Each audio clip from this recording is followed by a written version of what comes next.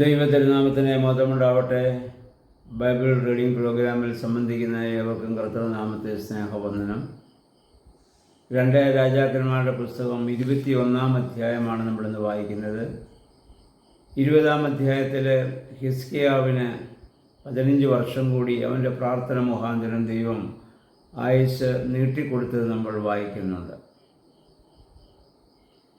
21 അധ്യായത്തിലേക്ക് നമ്മൾ വരുമ്പോൾ അദ്ദേഹം മരിക്കുന്ന അദ്ദേഹത്തിൻ്റെ മകൻ മനശ്ശെ സ്ഥാനമേൽക്കുകയാണ്.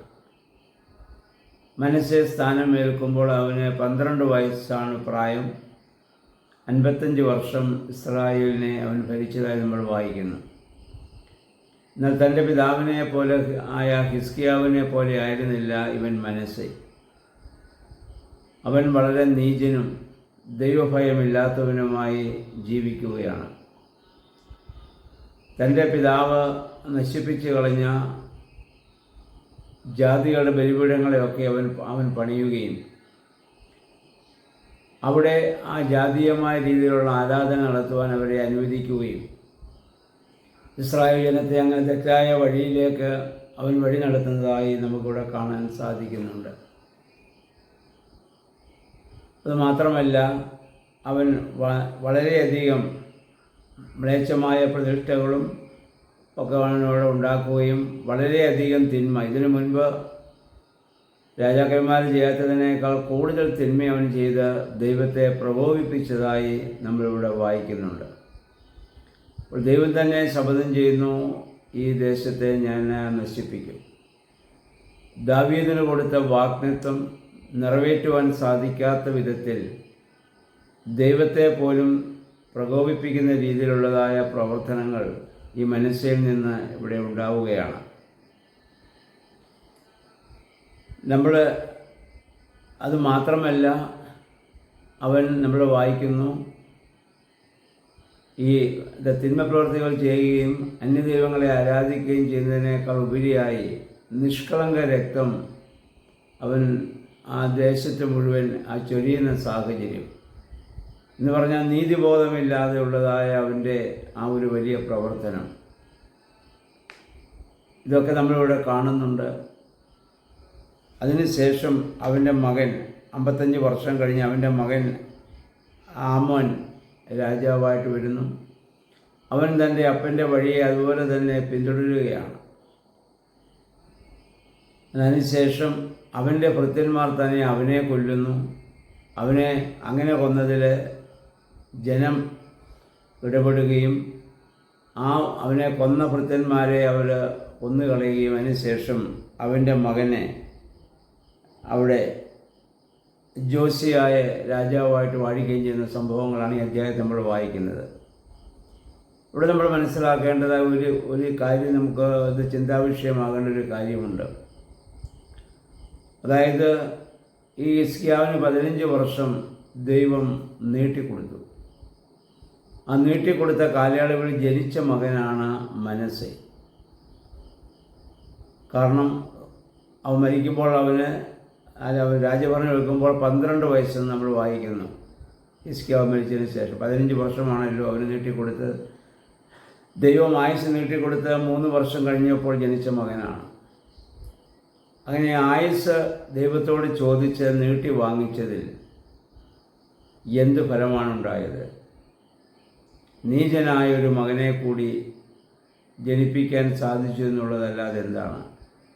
തൻ്റെ മുത്തച്ഛൻ ആഹാസ് ചെയ്തതുപോലെ അവൻ്റെ മകനെ യാഗമർപ്പിക്കുകയും സകനം നോക്കുകയും ഭാവി പ്രവചനങ്ങൾ അത് നടത്തുന്നവരെ വിളിച്ചു വരുത്തി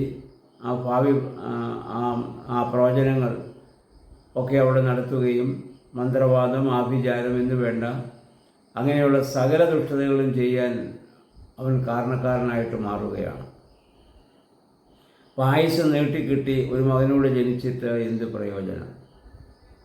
അപ്പോൾ ദൈവം നമുക്ക് നൽകുന്നതായ നന്മയായിട്ടുള്ളതൊക്കെ സ്വാഭാവികമായി ദൈവം നമുക്ക് നൽകും. ദൈവത്തെ നമ്മൾ സമർപ്പിച്ച് ജീവിച്ചാൽ മതി.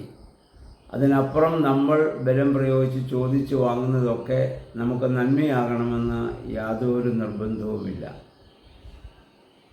നമ്മൾ ആവശ്യപ്പെടാതെ തന്നെ ദൈവം നമുക്ക് തരുന്നതാണ് വാസ്തവത്തിൽ നമുക്ക് അനുഗ്രഹമാകുന്നത് പലപ്പോഴും.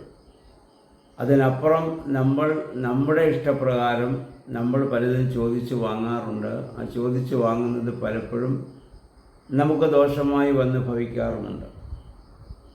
അതുകൊണ്ട് ആയുസ്സിൻ്റെ കാര്യത്തിലായാലും സമ്പത്തിൻ്റെ കാര്യത്തിലായാലും മറ്റേത് കാര്യത്തിലായാലും ദൈവമേ, എനിക്ക് നന്മയായിട്ടുള്ളത് എനിക്ക് നൽകണമേ, തിന്മയായതിനെയോ ആത്യന്തികമായി തിന്മയാകാൻ സാധ്യതയുള്ളതിനെയോ എനിക്ക് നൽകരുത് എന്നുകൂടി പറയാനും പ്രാർത്ഥിക്കാനും നമ്മൾ ബാധ്യസ്ഥരല്ലേ?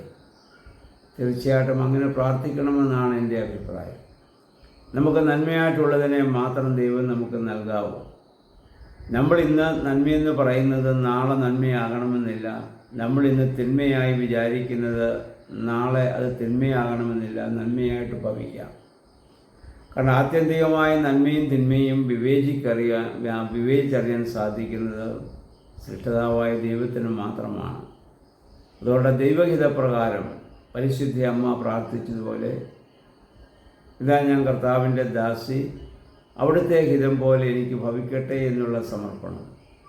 നമ്മുടെ കർത്താവും ഗതസമനായി പ്രാർത്ഥിച്ചതുപോലെ, പിതാവേ, എൻ്റെ ഇഷ്ടമല്ല അവിടുത്തെ ഇഷ്ടം എന്നിൽ നിറവേറണമേ എന്ന് നമുക്ക് പ്രാർത്ഥിക്കാം.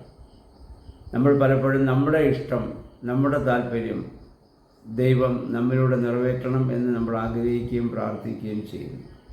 അതിൽ നിന്ന് വ്യത്യസ്തമായി ദൈവം എന്താണോ എന്നെക്കൊണ്ട് ഉദ്ദേശിക്കുന്നത്, ഈ ഒരു പ്രവൃത്തി മുഖാന്തരം ദൈവത്തിൻ്റെ ലക്ഷ്യം എന്താണ്, അതനുസരിച്ച് ദൈവകരങ്ങളിലെ ഒരു ഉപകരണങ്ങൾ മാത്രമായി നമ്മൾ ഇരിക്കുന്നതാണ് നമുക്ക് ഏറ്റവും സന്തോഷവും അനുഗ്രഹപ്രദവും സംരക്ഷണവും.